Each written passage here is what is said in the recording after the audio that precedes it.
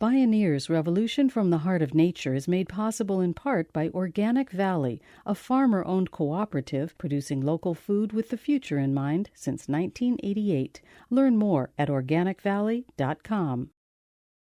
Welcome to the Bioneers, Revolution from the Heart of Nature. If you're going to bring about meaningful change in a society, you can't do it overnight. Now, that's a great model for development. A man named Miguel Sabido, he made money doing a very popular program. He entertained his audience, and he increased literacy in Mexico by a huge amount. It's all alive. It's all connected. It's all intelligent. It's all relatives.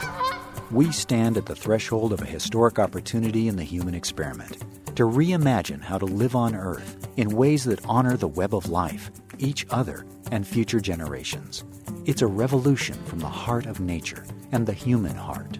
In this series, The Bioneers, Revolution from the Heart of Nature, we celebrate social and scientific innovators with breakthrough solutions for restoring people and planet, creating a future environment of hope.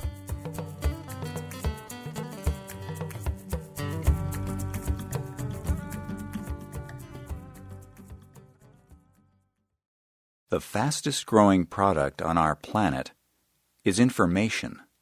Recently, 2 economists from the University of California at Berkeley calculated our total global information production for 1 year. They counted all the analog media found on paper, film, and tape, all the digital media on disks and chips, and added everything dialed and tuned in from all the bandwidths of TV, radio, and telecommunications. In the year 2000, we created 1.5 exabytes of information.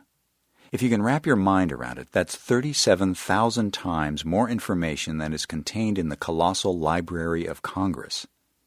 When they counted again, just 3 years later, the increase was exponential, from 1.5 to 3.5 exabytes. How on earth will we make sense of this unfathomable ocean of media? And what good does all that information do us anyway? Plenty, say advocates of media for social change. Media entrepreneurs and digital diplomats are using old and new media to tell a new story, because when stories change, the world changes. As far as changing the story goes, it's our belief that from the earliest cave painting right up until the latest piece of machinima, videos shot in virtual worlds are called machinima, that people have a desire to be protagonists at the center of their own story. We found that people from around the world were going into virtual worlds to explore their identity as Muslims, and they were engaging in very difficult and challenging dialogues. They were engaging in role-playing, they were engaging in identity exploration, and they were coming together in a way that we could not have imagined possible. Do virtual worlds deepen human connection and build bridges of understanding? Can a soap opera change social behavior for the common good? This is Soap Operas to Avatars, Digital Diplomacy and Making Fiction into Fact, with William Ryerson, Joshua S. Fouts, and Rita J. King. My name is Neil Harvey. I'll be your host. Welcome to the Bioneers, Revolution from the Heart of Nature.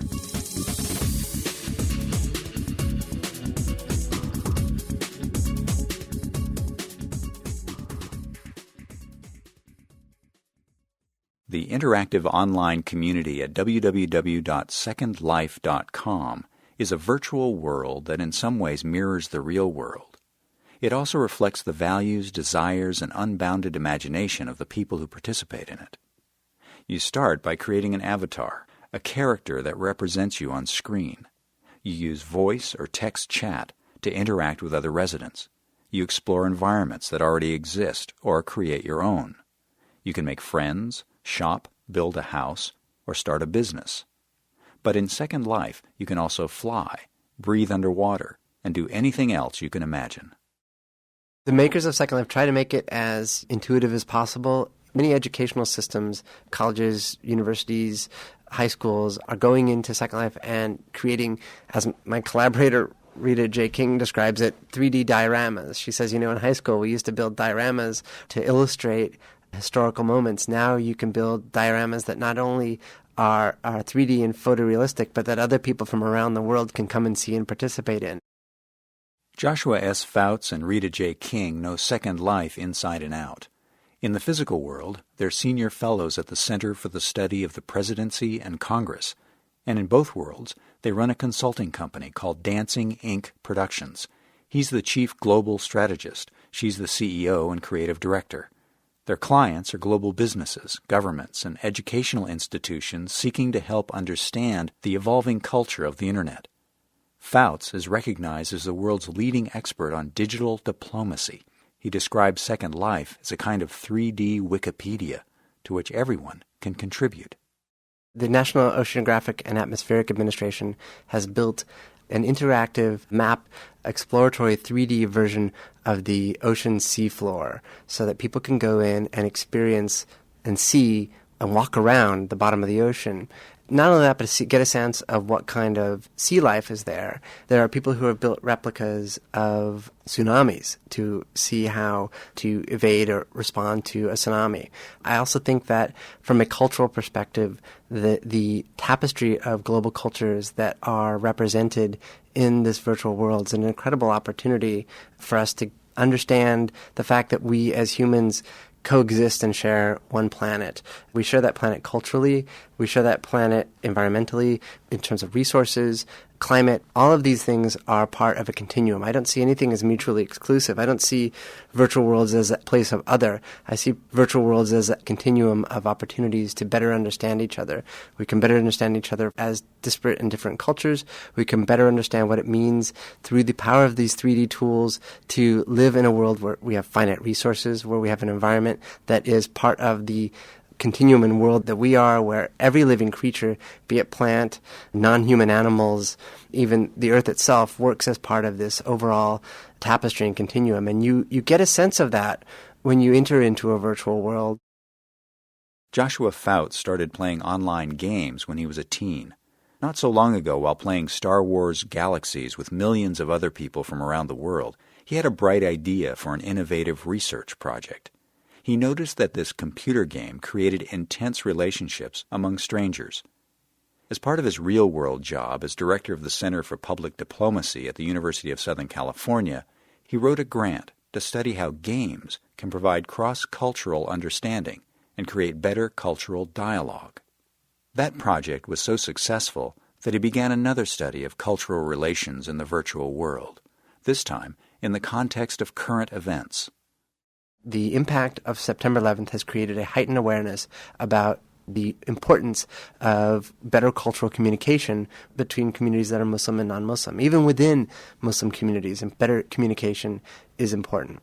And I thought, what would be a way to do this in which physical violence wouldn't be possible? Because we've seen a lot of conflict that has come out of the post-September 11th acts, from the war in Iraq to Afghanistan, all of these, from violence in Europe. A lot of tensions have surrounded this. So I wrote a grant proposal in collaboration with my collaborator Rita J. King, who's an investigative journalist and an expert in virtual world corporate culture and really virtual world culture, in which we proposed to ask the question, how is it that we can use virtual worlds to facilitate better dialogue around Islam? What we found completely blew our minds, shocked us. People told us that this was a novel grant, it was an interesting concept, but the digital divide between the West and the Middle East, where the highest density of Muslims are, if you don't count Southeast Asia, Indonesia actually is the largest Muslim population, and India actually has a huge Muslim population as well. But people said the digital divide would preempt or prevent us from having any substantive interactions. In fact, we found just the opposite was the case. We found that people from around the world were going into virtual worlds to explore their identity as Muslims, to explore their identity as non-Muslims who wanted to understand what it meant to be Muslim, and they were engaging in very difficult and challenging dialogues. They were engaging in role-playing, they were engaging in identity exploration, and they were coming together in a way that we could not have imagined possible. Understanding Islam through virtual worlds took place across 4 continents and in the virtual world of Second Life. They chose Second Life because more than 70% of users are from outside the United States. Joshua Fouts' collaborator, Rita J. King, spoke at a recent Bioneers conference. First of all, everything you see in Second Life, as many of you already know, is user-created. So if someone builds a mosque, they're building a mosque from scratch on a piece of grass. So it's pretty amazing to think of all the things that you can build. So if you build an environment and then you build a character to present in that environment, one of the biggest issues that really interest us, and in fact, as a journalist, I've been writing about this for almost 10 years, is identity and how much of it is authentic. And there are different demographics in Second Life. Some people have always wanted to be vampires, and they're really excited that they finally get to grow fangs and bite people on the neck. But then there are people who really want to participate authentically in a way that liberates parts of themselves. And I started searching on temples, mosques, synagogues, cathedrals, just to see what people were doing in the space, assuming that nobody would be doing anything in the space at that point. And I was absolutely staggered by what I found. I ended up in a Jewish synagogue during prayer services and met a Muslim woman who told me that she had been burning with curiosity her entire life to know what goes on during prayer services in a synagogue, but felt that she would be persecuted or make people uncomfortable if she went to find out. And once I had a chance to process what I was hearing, I realized that we can't go backward from this. At this point, because human beings can embody avatar forms and interact with one another in ways that defy your cultural identity in the physical world, but in other ways allow you to really commit to your cultural identity in the physical world, because you can simultaneously create a new concept of self and community by exploring who you'd be if you were not born at a particular time and place in a particular place in the world. So our work sort of straddled the line between values in the physical world and how they felt about those values in the physical world in countries where, in many cases, particularly women, were not permitted to speak in their societies about it. And so we were also looking at the entry point for how can we initiate conversations and make discoveries about how would people act if they were allowed to act any way they want to. So we kept the conversation on ideas such as, is it disrespectful to wear digital shoes in a virtual mosque? I mean, you're not tracking dirt and germs into a sacred space in a virtual world, but yet if you show up wearing cowboy boots in a virtual mosque, people notice it and they think that you're being disrespectful. And also, as far as wearing traditional Muslim attire goes, and traditional being relative to different countries or even regions within countries, but it's not flesh that you're covering in a virtual world. So many women who wear burqa in the physical world, for example, don't feel that they have to wear burqa in Second Life. And conversely, many women who grew up in traditional Muslim homes and then moved to Western countries and don't wear burqa do in Second Life because they wanted to see how it feels. King explored practices of cultural identity and respect in both worlds. But there are definite advantages to virtual world research around cultural flashpoints. Ijtihad, it's the critical thought component of Islam, and it's the counterbalance to jihad. So Irshad Manji was basically saying that every Muslim knows about jihad, but ask a Muslim about ijtihad, and many won't know. And so when we first went to the entrance to the virtual Hajj to Mecca, there's a duffel bag you can click on, and it gives you everything you need, right down to the clothing and the stone-throwing animations. And so when you make an object appear, if I made this cup appear on this table in Second Life, it's called rezzing. It would be rezzing the cup. So you would rezz a headscarf at the Hajj to Mecca, but my headscarf wasn't rezzing, and so I was trying, but it wasn't happening. And so you would see my avatar with her hair all loose in Western clothing, and we met two male avatars at the opening to the Hajj to Mecca, one of whom identified himself as being from North Caucasus, which is a blood-soaked region with a lot of issues related to Islam. And I asked him about ijtihad, and he thought I was asking about jihad, and he said, this is why I never speak to Westerners. You always want to know about jihad. And I said, actually, if you could go back and reread the chat log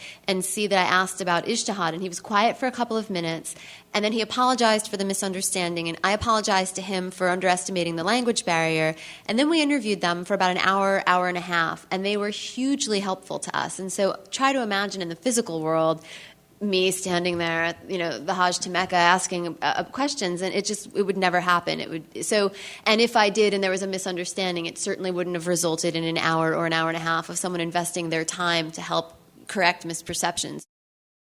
Rita J. King and Joshua Fouts released their findings as a mini-documentary, a set of policy recommendations, and a graphic book. They aim to make this still very new medium as accessible as possible to everyone, from the Secretary of State and frontline Foreign Service officers to the public. When we return, learn how a beloved soap opera inspired a nationwide literacy campaign. and how the soap opera's strategy has influenced change around countless other social issues. This is From Soap Operas to Avatars, Digital Diplomacy and Making Fiction into Fact. I'm Neil Harvey. You're listening to the Bioneers, Revolution from the Heart of Nature.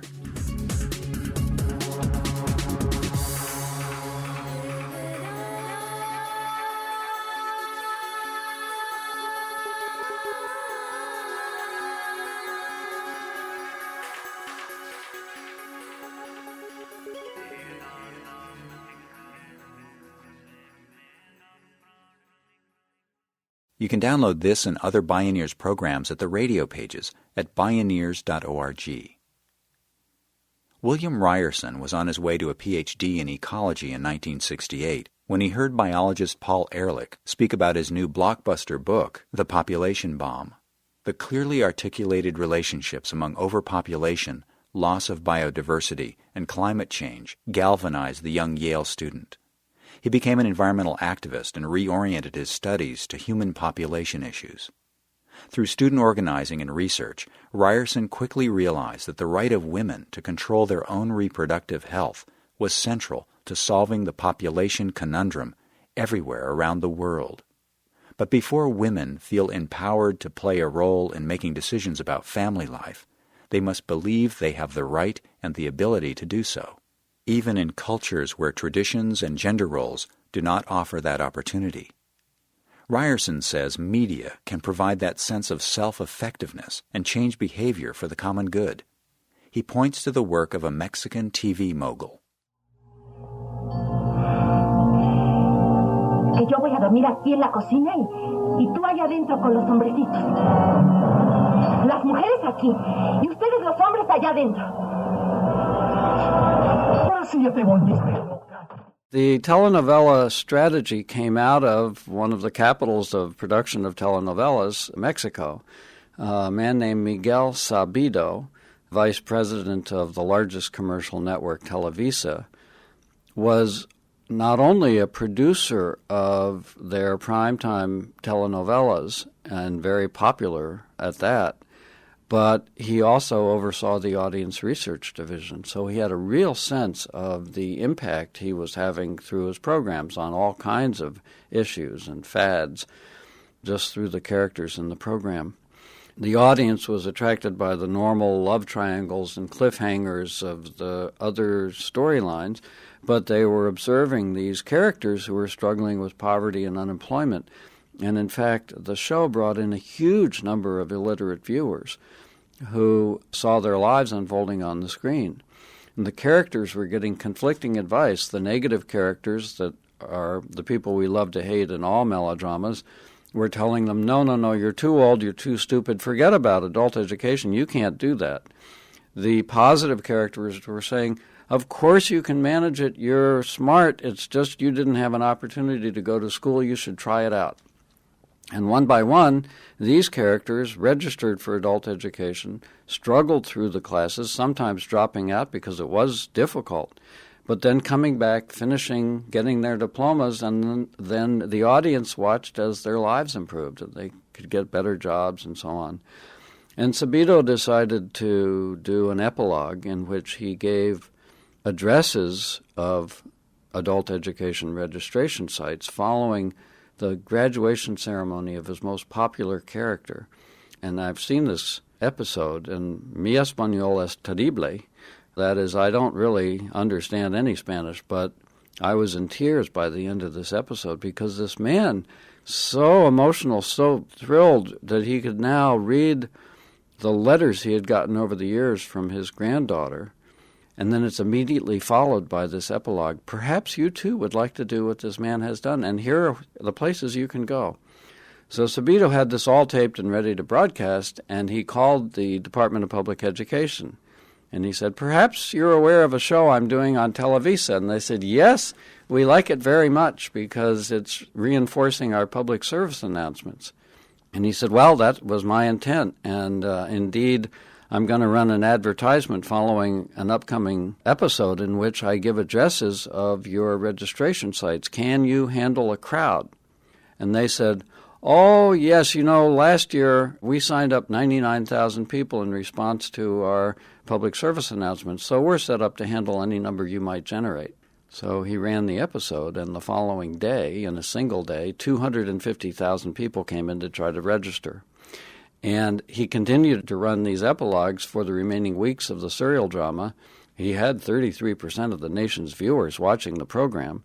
And by the end of the program, the end of the serial, they had signed up 840,000 people. Now, that's a great model for development. He made money doing a very popular program. He entertained his audience, and he increased literacy in Mexico by a huge amount. Sabido had the same success with storylines about family planning and teenage pregnancy prevention.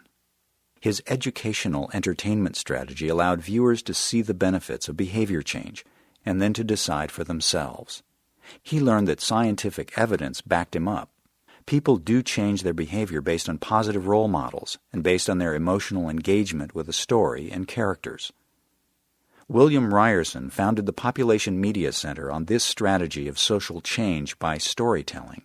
Since 1998, he's worked in 24 countries broadcasting TV and radio stories of ordinary people making world-changing decisions about reproductive health, rainforest conservation, child trafficking, and many other issues. And it's really based on this very gradual approach to addressing issues and the fact that the programs are rooted in the culture of each country where we're working. All of our projects are run by country nationals. The writers are country nationals. They're writing in local languages. And the values of the program are based on the policies of that country. So it's very much an indigenous project that, in fact, gets audience input into the design of the characters and the storylines that are going to be presented in the program from the very beginning. In India, Ryerson's work supported that country to change the cultural story. A popular TV soap opera shifted the attitudes of 230 million viewers about arranged marriages and the acceptability of women working outside the home. In Tanzania, a radio serial with an HIV/AIDS storyline helped 82% of the audience change their behavior to avoid infection. Most recently, Ryerson has held briefings called summits on climate change for Hollywood writers, producers, and network personnel. With the Emory School of Public Health, he held a public health summit with presentations by people from the Center for Disease Control, as well as participation by numerous producers and writers looking at the treatment of public health issues in entertainment programs on American television. In partnership with the e-gaming department of Champlain College and with support from the UN, he's creating an electronic game to prevent violence against women by using a soccer game with characters who will evolve gradually towards non-violence toward their partners based on the Football Federation FIFA fair play rules. This program has now become part of the UN Secretary General's campaign to prevent violence against women, the Unite campaign, using fiction to create the fact of real social change for the common good. Again, William Ryerson. If you're going to bring about meaningful change in a society, you can't do it overnight.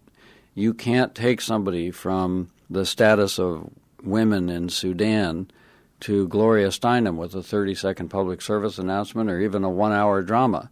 You've got to do it in baby steps, and you, of course, have to, at the same time, change the men's attitudes. If you just liberate the women and you don't change the men, you're running the risk of having a lot of beaten women. So what we do is have, first of all, the programs with high entertainment value and a lot of suspense, drawing the audience and getting them in love with the characters. And the characters that are designed to be transitional, who show the audience how to overcome the societal obstacles to change, are faced with situations that are very similar to problems that the audience has that we learn through the formative research. So when the characters decide to try something non-traditional, the audience already understands the reasons for it. They're in love with these characters, so they're willing to watch as they try something else. And when the characters role model a success story and they try something that works, like sending their daughter to school, and then their daughter is able to eventually bring up well-educated children and thrive, they can, in a 2-year period, learn this, and they can see the contrasting storylines of people who try other strategies that we might consider negative but may be traditional in that society, that demonstrate the realistic consequences of things like having more children than you can afford to feed, or beating your wife, or trafficking in children, and many of the issues we've dealt with. The audience learns from the negative characters what they don't want to do, and they learn from both the positive and the transitional characters what the benefits are, while at the same time, because of their emotional bonds with the transitional characters, they're very inclined to model their behavior after them. William Ryerson. When popular fictional characters catalyze fiction into fact, when avatars in an imaginary virtual world create safe space to change the story in the real world, story changes the story for the common good. From soap operas to avatars, digital diplomacy and making fiction into fact.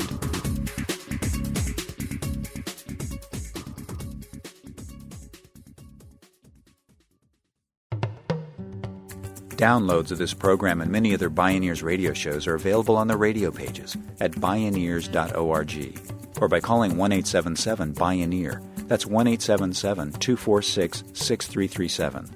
Visit Bioneers.org, where you can learn how to attend the annual October Bioneers National Conference and local Beaming Bioneers conferences. Purchase the radio series, conference CDs and DVDs, and Bioneers books.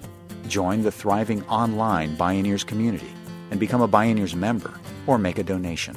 All at Bioneers.org or by calling 1-877-BIONEER. The Bioneers, Revolution from the Heart of Nature is a production of Collective Heritage Institute. Executive producer, Kenny Ausubel. Written by Catherine Stifter and Kenny Ausubel. Senior producer, Neil Harvey. Managing producer, Stephanie Welch. Production management, Aaron Leventman and Chuck Castleberry. Station relations by Creative PR. Distribution is by WFMT Radio Network. Original recordings provided by Focus Audiovisual.